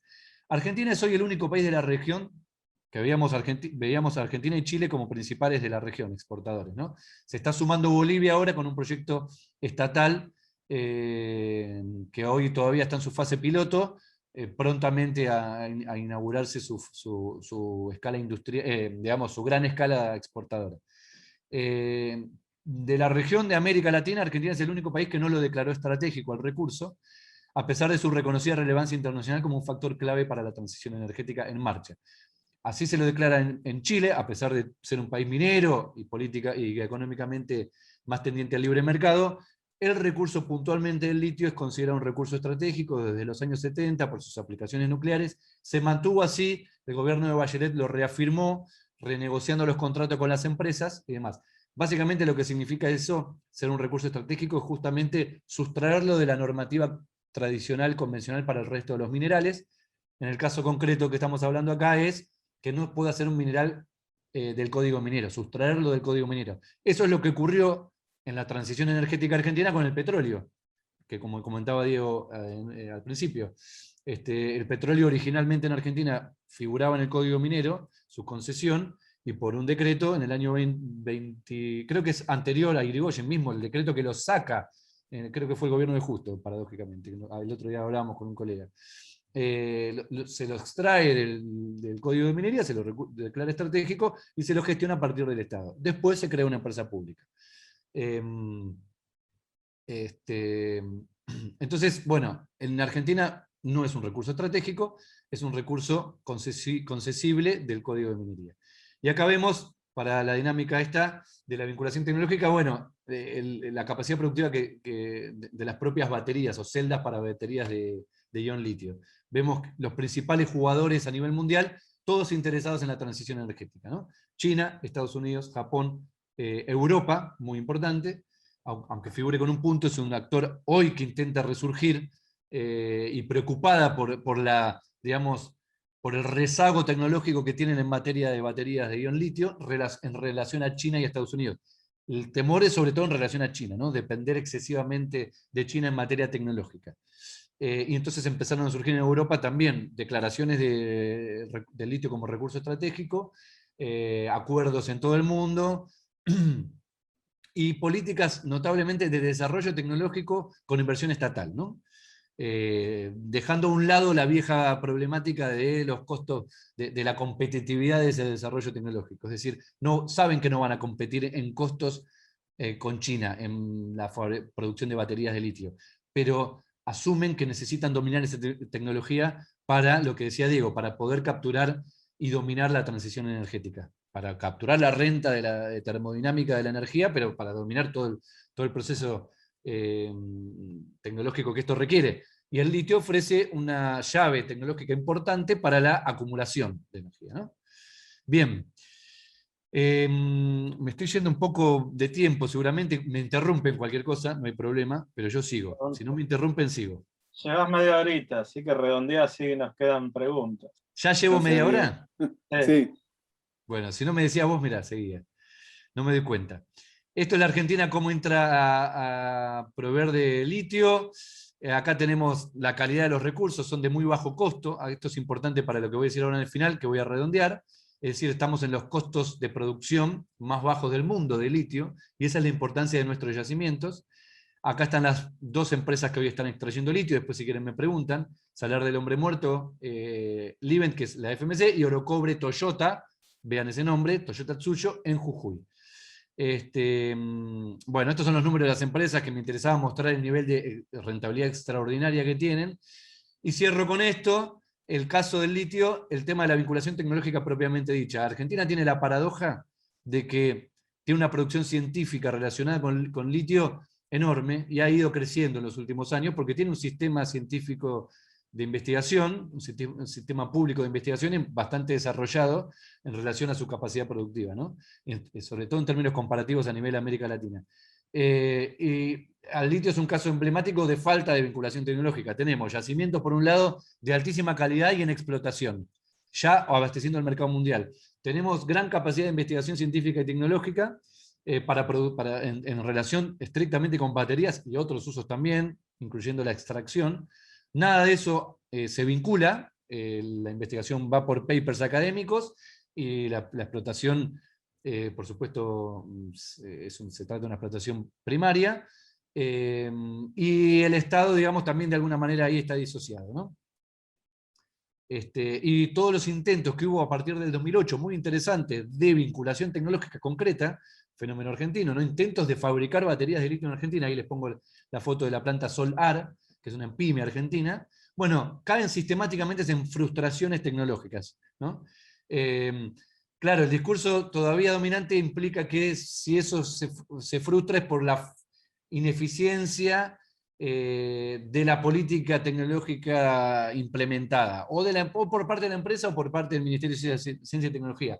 En los hechos lo que vemos es que la falta de vinculación tecnológica se va a seguir frustrando si no se modifican las condiciones generales de la producción y la tecnología. Es decir, si no se cambia las condiciones, el resultado va a seguir siendo el mismo, ¿no?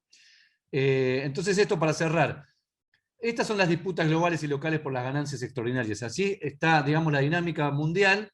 Si no y se interviene o se modifica esta situación, esta transición energética que mencionaba Diego a nivel mundial, va a operar de esta manera. A nivel internacional está digamos, la renta tecnológica, a nivel local se apropian de la renta de la tierra, digamos, a nivel local en los países de América Latina y propiamente en Argentina. Eso se ve claramente en el caso del litio. Entonces, bueno, acá pongo en juego la relación entre el conocimiento científico-tecnológico y esto que llamamos soberanía, el control sobre los recursos naturales. Porque hoy lo que tenemos a mano, digamos, o el área de acción que nos corresponde como país es la recuperación del dominio sobre los recursos naturales. Si eso se revierte, ahí sí se podría establecer, digamos, una apropiación de la renta pública que hoy no nos estamos apropiando, y creo que el aporte de Diego, con esto quiero terminar, después dejo para más adelante lo que me quedaba, es que esta renta de la naturaleza, esta renta de los yacimientos, por ejemplo el caso del litio, en el caso estrictamente energético de las fuentes de energía, sean hidrocarburos antes o ahora solar y eólica, o sea, las energías que muestran una alta tasa de retorno energético, ofrecen rentas ya no en dinero, pensándolas solamente en dinero, sino termodinámicas, o sea, de productividad que permiten un aumento de la productividad, que es posible distribuirla en el resto de la sociedad. Cierro con este ejemplo. Podemos apropiarnos de la renta del litio en términos económicos y con eso quizás reinvertirlo de alguna manera. Pero es cierto que el litio, de alguna manera, en Argentina se va a seguir exportando, porque la cantidad que produce Argentina difícilmente sea industrializada territorialmente. Ahora, la energía, todos los sectores nacionales consumen energía. Esa es una diferencia importantísima, y es un insumo principal para el aumento de la productividad que tantas veces estamos, digamos, obligados a cumplir y no lo logramos, siempre adjudicados a la cuestión del salario y la baja del salario. Así que con eso termino. De la Fundación Innovat, esto ponía acá al final, asumimos esta propuesta de Diego, de la agenda de la transición energética con industria y tecnología nacional. Así que organizamos estos eventos de promoción en función de esto, y por eso este seminario para nosotros era tan importante participar. Así que bueno, muchas gracias. Muchas gracias, Federico.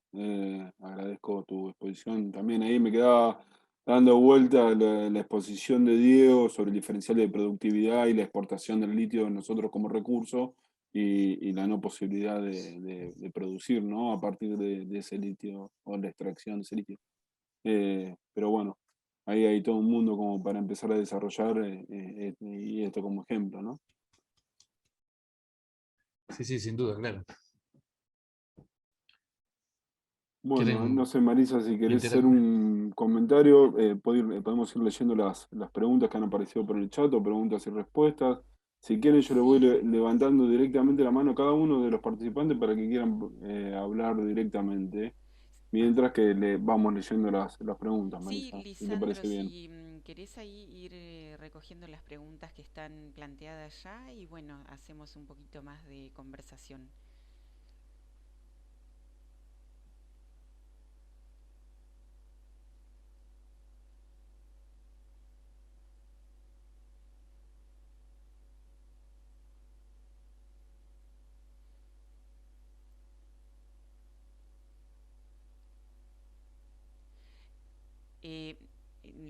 Lisandro, ¿querés que revise las preguntas? Ah, pensé que lo hacía, que las estabas mirando.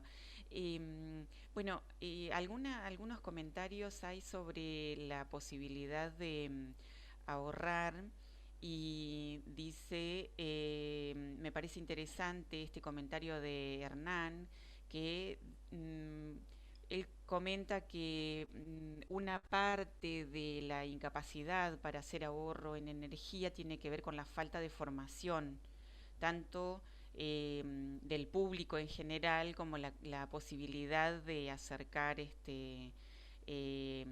profesionales a quienes necesitan eso es lo que entiendo yo del comentario de él, pero si no, pueden eh, mejorarlo. No sé si tal vez Bárbara por ahí para esta pregunta. Bueno, en cuanto a la formación de profesionales, eh, por un lado hay que parte de los más referidos, trabajan en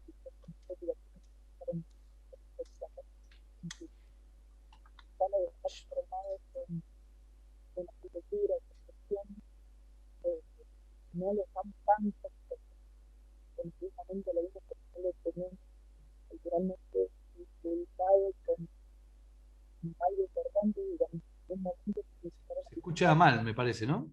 Sí, se escucha muy distorsionado, no sé. no se escucha. A ver si hago cámara. Ahora, ¿escucho un Ahora poco mejor, sí, mucho mejor. Sí, sí. No, decía que quizás los que están relacionados a las formaciones técnicas, los que están más relacionados a la formación en ingeniería, tienen que trabajar per se con eficiencia. Quizás lo que está pensado en no se está tan pensado en el consumo en energía, pero sí se trabaja más en eficiencia en general. Y por tal, la energía debería ser uno. Quizás los que estamos formados en arquitectura o en construcciones, o trabajamos en construcciones, no es un parámetro que tengamos muy en cuenta. En algún momento de la historia empezamos a diseñar o a construir pensando en siempre estar enchufados y a suplir un requerimiento de esa forma. Sí, entiendo que es un patrón cultural, además, el tema del accionar, del crear, pensando en que lo que nosotros accionamos va a demandar algún tipo, alguna cantidad de energía. Bueno, digamos, hay muchas de nuestras actividades y expansiones, como vimos en planificación, que se van dando sin ni siquiera pensar ni en el consumo de energía, ni en el impacto ambiental, ni en nada de eso. No sé si respondo. Pregunta, dice, si con la actual ley de minería se puede lograr la soberanía energética, principalmente con el litio, bueno, como tan demandado. Y asociado a esto, creo que esta pregunta la hace Mariano, y Hernán dice, Canadá aparece como un caniche bueno y está haciendo un extractivismo feroz de este recurso, ¿no?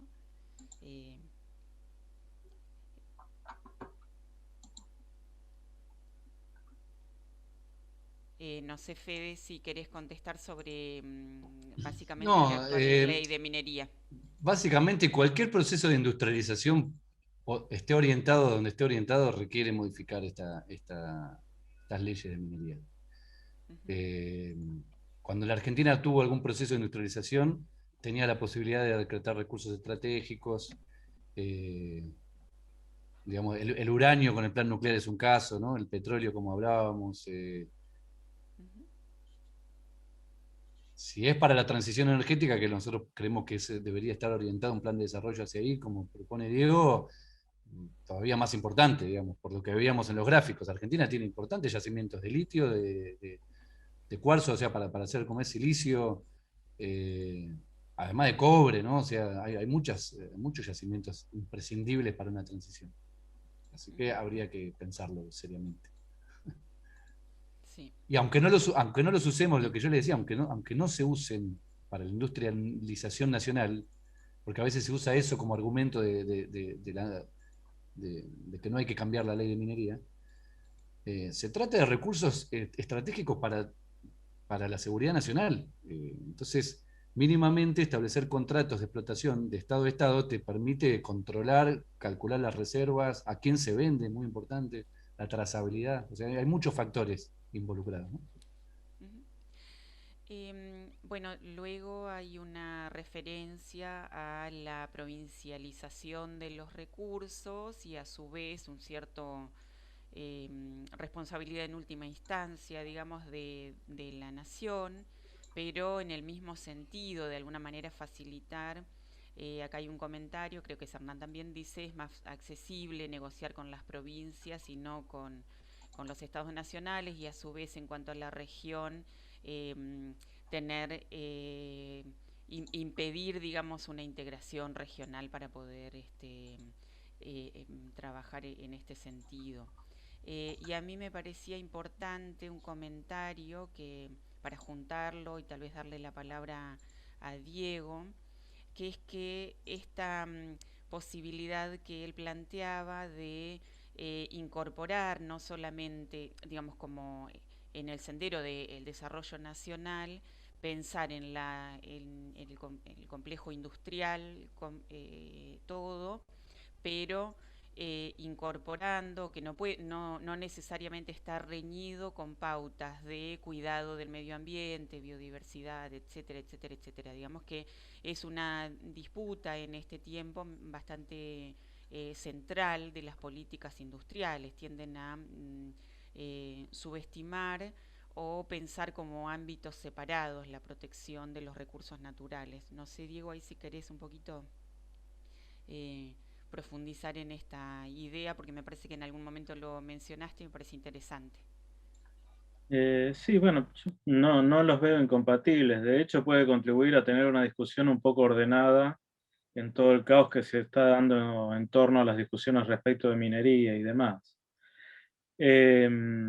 Básicamente, Argentina, si quiere hacer una transición hacia una matriz energética basada en renovables, va a tener que construir centrales hidroeléctricas en la Patagonia, va a tener que construir centrales nucleares, va a tener que instalar molinos eólicos, centrales a biogás, centrales solares. Eso van a tener localizaciones territoriales determinadas. Va a duplicar, triplicar o cuadruplicar su demanda de cobre y de productos relacionados con el cobre. Va a aumentar la demanda de aluminio, de acero. Va a aumentar la demanda de uranio, que hoy día lo estamos importando, pues no hay minería de uranio. En los 90 se empezó a importar y se dejó de fabricar, con lo cual si hubiera un conflicto mundial se cierra el comercio de uranio, tenemos que pagar las centrales nucleares. Y bueno, y un largo listado, etcétera, ¿no? Creo que la cuestión de la transición pone un criterio de relevancia fuerte a la hora de discutir concretamente, digamos, qué explotar, qué no y demás, y salir de la discusión de, digamos, proyectos de aportación versus prohibicionismo, ¿no? Yo creo que esa discusión y la exacerbación de la escalada, si se quiere, de la discusión, tiene que ver, digamos, con la ausencia de criterios de relevancia en las discusiones. Hay muchos ejemplos de eso. Digamos, si se quiere, la prohibición de la instalación de centrales nucleares en Río Negro es uno de los casos más paradójicos y hermosos para ilustrar, porque en Río Negro justamente vos tenés, es la cuna del plan nuclear argentino, ¿no? Tenés el centro atómico Bariloche, grandes capacidades, bueno, y el plan nuclear nació ahí, ¿no? En el lago Nahuel Huapi, ¿no? Con ese intento fallido de Richter y demás. ¿Por qué se dio esa prohibición? Bueno, por la confluencia de falta de trabajo, de discusión, de fondo, de beneficios o no, y de las discusiones concretas que hay que tomar a la hora de planificar una matriz energética, ¿no? Uno puede querer tener una matriz renovable 100%, pero eso, digamos, tiene costos ambientales y monetarios. Cuesta 4 veces más la electricidad si yo tengo que poner todo con batería de litio que si balanceo un sistema entre eólica, hidroeléctrica, nuclear. Y por otro lado, ninguna, digamos, un sistema basado 100% renovable, digamos, al menos en un horizonte de décadas, no va a tener una seguridad de que no te quedes sin energía, ¿no? Porque, digamos, las lluvias varían, el viento varía, el sol varía, hay variaciones climáticas importantes, y la energía de base, digamos, precisás tecnologías como la nuclear que te garanticen, por cierto, con poco impacto territorial, ¿no? La densidad energética de la nuclear en unas hectáreas resolvés lo que en miles de hectáreas tendrías que resolver con renovables, ¿no? Son todas discusiones que, dadas en concreto, ponen, me parece, un contexto a estas grandes discusiones que, puestas en el término, digamos, de las grandes intenciones, son difíciles de saldar. Y por otro lado, también permiten poner sobre la mesa lo que nunca se discute, ¿no? Porque prohibicionismo o no prohibicionismo, además, se discuten, digamos, en un aparente conflicto, digamos, sobre un proyecto, pero en realidad lo que suele haber en el fondo son visiones éticas distintas de cómo debería ser el desarrollo, ¿no? Con consecuencias concretas. Yo siempre, cuando discuto estos temas, digo lo siguiente: si coincidimos en que debemos incluir al 50% de pobres que tiene el país y que tienen que tener ciertas condiciones de vida básica, eso requiere escalar enormemente el consumo de energía. Porque hay que hacer viviendas, porque hay que generar empleo, hay que hacer más transporte, más alimentos, más vestimenta, más servicios educativos, de salud, todo consume energía. Digo, cualquier sociedad, digamos, a más complejidad, más consumo de energía. En consecuencia, no es posible, digamos, ni aún suponiendo que puedas distribuir mejor los consumos de energía que tenés, digamos, incluir a todos sobre la base de la situación que estamos. Está claro, digamos, que se puede hacer sobre la base de otras formas de organización del sistema energético y de otro régimen energético, pero no a costa de menos consumo energético. Digo, la muestra histórica y los estudios antropológicos respecto desde que vinimos de las cavernas para acá muestran que todos los progresos civilizatorios se han hecho sobre la base de mayor consumo energético, sea para consumir bienes suntuarios o sea para tener otro conjunto de actividades que permitan realizarse por fuera del trabajo, porque eso requiere subsidio energético de los que producen energía, pero los que no los producen, ¿no? Entonces, bueno, creo que el ámbito de la discusión en torno a la transición energética es un ámbito muy fructífero para discutir alternativas y soluciones. Lo que sí tengo claro, digamos, que si Argentina quiere tener la posibilidad de darse el lujo en un punto de tener esta discusión, debe apuntar al desarrollo de más capacidades industriales y tecnológicas. ¿Por qué digo darse el lujo? Porque, digamos, estas discusiones solo lo pueden dar los países que tienen ciertos grados de libertad a la hora de definir cómo van a transicionar. Y tener ciertos grados de libertad se gana sobre la base de dominios industriales tecnológicos, porque uno puede elegir qué senderos tomar y qué recursos desarrollar. También no hay que perder de vista que si no nos damos alguna política en ese sentido, y un desarrollo en ese sentido se va a imponer desde afuera, por presiones geopolíticas. Y respecto a los recursos naturales del país, obviamente, también hay presiones desde afuera, porque, digamos, históricamente todas las potencias han considerado reservas estratégicas de los minerales y a la energía de los países que son su esfera de influencia. El informe Paley, hecho después de la Segunda Guerra Mundial, lo muestra muy claramente para el caso de Estados Unidos, y China en esto no es distinta tampoco. Los que son sus cadenas de suministro lo forma parte de los sectores que ve como estratégicos. Bueno, redondeo acá para no seguir robando.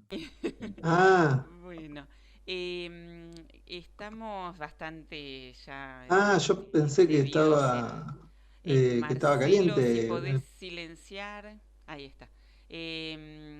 Bueno, estamos excedidos del tiempo, pero ha sido un gusto enorme escucharlos. Aparecen muchísimas cuestiones. Podríamos tal vez mantener alguna conversación para profundizar. Si alguien quiere hacer una última consulta, puede pedir la palabra, y si no, Arturo sí, y ahí. Facundo Duarte están levantando la mano. Perfecto. Hola, ¿qué tal? Sí, Facundo acá. Hola. Sí, yo quería hacer un comentario y una pregunta. El comentario es sobre esta también imposibilidad de poder discutir cuestiones de fondo, tiene que ver también con la incidencia de las estrategias de lo político de estos centros de poder, que digamos en varios niveles hay influencia a nivel territorial, no solamente en la normativa, sino en la resistencia para que no se generen proyectos autónomos. Y es interesante, y la pregunta viene acá, sí, porque dos cuestiones, ¿no? Como por un lado, desarrollar la modificación de este código de minería, básicamente se tendría que poder desarrollar en el corto plazo, porque evidentemente no podemos, digamos, seguir como en el tiempo discutiendo cuestiones sin poner, digamos, el acento en lo que hay que hacer, digamos.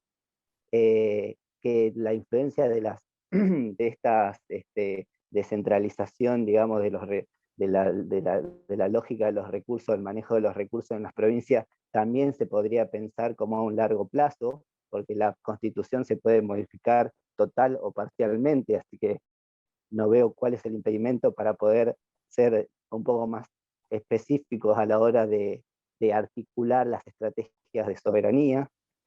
Es una cuestión más política que una cuestión, digamos, de desarrollo tecnológico. En ese sentido, por ahí, como disiento un poco con Diego, porque lo tecnológico se va a dar en tanto en cuanto se realicen proyectos, digamos, se realicen articulaciones políticas de los diferentes actores y organismos. Y la pregunta básicamente es si se puede generar una normativa que pueda regular los usos del litio en, digamos, en los otros territorios. Es decir, que nos digan qué usos van a hacer con ese litio, porque si nosotros también permitimos que el litio sea usado para la producción de autos, o para no controlamos los usos a nivel global, también vamos a generar mayor estrés en el medio ambiente. Una norma IRAM o una normativa. Y la pregunta es esa, ¿no? Como, ¿tenemos la capacidad para generar esa normativa? Yo juntaría con la consulta de Arturo, así después pueden contestar y para optimizar el tiempo, ¿verdad? Arturo había pedido Muchas la gracias. palabra. Lisandro, sí. Sí, Arturo, Sí, soy Arturo. Un concepto con respecto a la arquitecta, si hay proyectado alguna ley de etiquetado de vivienda y edificios.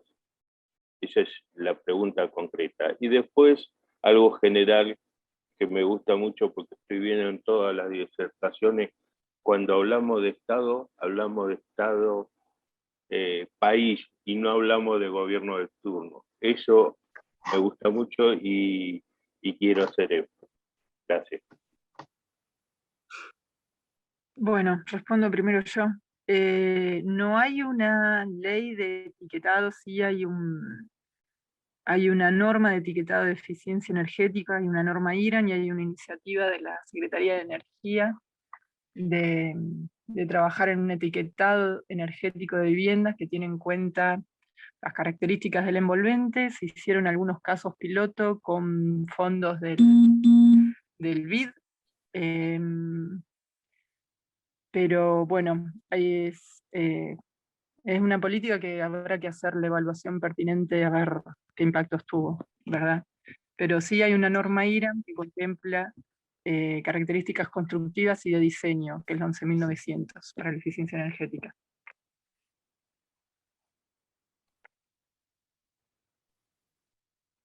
La otra consulta, Fede. Sobre el tema del litio, no me quedó muy claro, pero básicamente hoy, si me preguntás hoy, capacidad legislativa para incidir en algo del litio, apenas se puede evaluar lo que hacen en las explotaciones concretas, digamos, ¿no? Esto es lo que yo contaba, hemos ido desarticulando la capacidad de incidir desde el Estado sobre el destino de nuestros recursos. Sobre lo primero creo que todos entendemos, y creo que no voy a hablar por Diego, pero digamos, está claro que esto se trata de una decisión política, pero no es una decisión tampoco unilateral. Esto requiere un marco de alianzas importante. Lo interesante, creo, del planteo de la transición energética es que, como buen planteo de desarrollo, es que requiere una organización de alianzas. O sea, te permite tener alianzas políticas mucho más amplias que las que hoy se sostienen, y una reconfiguración, seguro, sin duda. Y no solo de espacios políticos, sino también a nivel territorial, relación nación-provincias. Bueno, obvio, sí, claro que requiere el énfasis está puesto en la política, creo que nadie lo cuestionaría acá, ¿no? Sí, coincidimos que el énfasis en la política, pero quiero resaltar lo tecnológico, no es una consecuencia de decisión política. Vos lo que podés hacer, lo podés hacer porque lo viniste haciendo y desarrollando durante décadas. Y por más decisión política que vos tengas, o sea, es una limitante dura. No se da ningún salto cuántico en desarrollos tecnológicos, no existe eso, sobre todo porque nadie te transfiere nada en tecnologías críticas. En todo caso, vender te venden, pero transferir no, y hay un abismo enorme entre comprar y poder hacer. Y básicamente, si querés hacer una transición, o la haces con tecnologías nacionales o no es posible. Pues el otro día me tomé la molestia de hacer la cuenta de qué requeriría llegar a 2050 con una matriz 70% renovables, 70-30, y requiere entre 300.000 y 500.000 millones de dólares de inversión solo en tecnología de generación e infraestructura, más todo lo demás. O sea, no hay posibilidad de que Argentina tome esa deuda externa si quisiera importar todo, y no hay posibilidad de hacerlo si no es con tecnología nacional. ¿Qué requiere, digamos, en términos de grandes políticas de Estado? 3 cosas. Una política de transición que ordene los cambios en la matriz de consumo energético, en vivienda, en transporte, en industria, ¿no? En generación eléctrica, en usos térmicos. Una empresa nacional que, como YPF hizo hace un siglo, se encargue de conducir el desarrollo tecnológico partiendo de lo que tenemos hacia donde queremos ir, sobre la base de ir escalando generación renovable, que le dé un flujo de caja para poder justamente tener una política territorial de desarrollo de la transición. Y la discusión tabú, digamos, en toda nuestra economía nacional, los mecanismos de financiamiento. Que el consenso neoclásico que hay respecto de la temática señala que tiene que ser externo, pero tenemos toda la muestra de Argentina hasta 1990 que se financió con ahorro interno todo el desarrollo energético, salvo, digamos, cuando tenías que importar cosas. Así que, justamente, pero se desarrolló con ahorro interno porque la producción de energía estaba en manos de Estado y el flujo de caja de la producción de energía yo lo puedo reinvertir para hacer otros desarrollos. Entonces, bueno, ahí está el meollo de la discusión. Hace falta discutir esa cuestión respecto al desarrollo energético en la generación, donde el Estado debería tener un rol más amplio para poder apalancar inversiones, y no necesariamente tiene que ser todo solamente el Estado. Pero está claro que si querés especificar la energía, lo tenés que hacer con tecnología nacional, y si lo querés hacer con tecnología nacional, tenés que tener un componente altísimo de financiamiento nacional, porque si vos financiás con dólares, la energía está dolarizada, y la famosa puja distributiva no es una abstracción, sino, digamos, en la energía se ve en concreto, digamos, entre proyectos apalancados en dólares y que tienen que pagar en dólares y generan por un mercado que paga en pesos. Entonces yo cuando devalúo, tironeo la tarifa vía, digamos, el repago de los mecanismos de financiamiento. Si yo quiero desacoplar sector energético de la puja distributiva, tengo que hacerlo en pesos y tengo que hacerlo con tecnología nacional, y la tecnología nacional es la que está. No en vano hablo de nuclear, hidroeléctrica y eólica, pues son las tecnologías donde tenemos más manejo y más componente nacional. De ahí se podrán hacer otras cosas, está claro. No es lo único ni exclusivo, pero esos son los factores de fortaleza, y bueno, no es casualidad, digamos, que se haya dado un paso importante con el rescate y la capitalización de IMSA, que bueno, los que me conocen hace años que vengo hablando de IMSA, digamos, como la hermanita, digamos, menos famosa y con menos publicidad de INVAP, pero que a su vez está lo más importante porque hace fierro. INVAP hace mucha ingeniería, terceriza construcciones, pero IMSA tiene la ingeniería y hace los fierros. La capacidad tecnológica del país se mide en empresas con grandes departamentos de ingeniería que pueden hacer cosas, en el sector de bienes de capital. Si quieren saber qué podemos hacer, miren el sector de bienes de capital en cualquier sector de la economía y van a saber dónde están parados.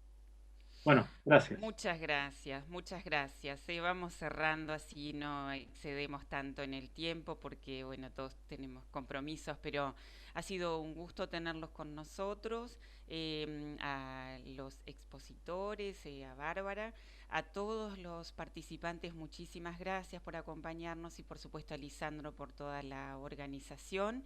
Los tendremos al tanto de próximas actividades, así que no sé, Lisandro, si hay algún anuncio más o algo para No, agregar. simplemente tomo tus palabras y agradecemos tanto a los expositores como a los participantes haber concurrido.